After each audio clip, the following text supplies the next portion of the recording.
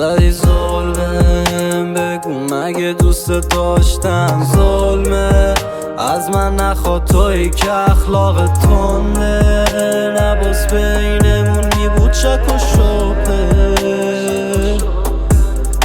نیستی ولی میبینی هنوزم سر پام، سر حال با امید و سرشار از دردام عزیزم. شاید حرفام یکم واسه گوشات غلیظن، برا بدن پاکته که خیلی گرگاهریسن. این که نکنم با موهاتو سخته، نباشیم همیشه پر دژا و صحنه.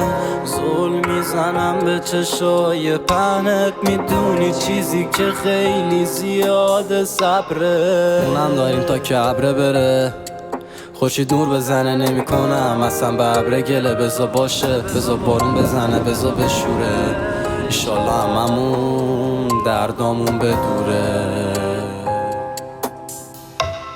عشقا جدیدن کم زمان، زخما ولی طولانی. ساحلم خیلی وقت بود که آروم بود، تو بودی زدی سونامی.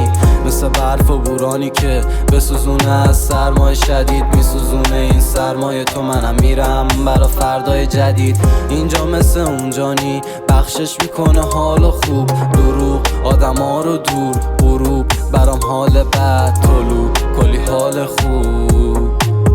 ای طلوع کلی حال خوب.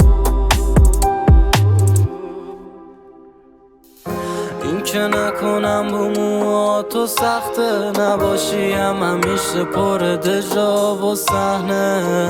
ظلم میزنم به چشای پهنت، میدونی چیزی که خیلی زیاده صبره.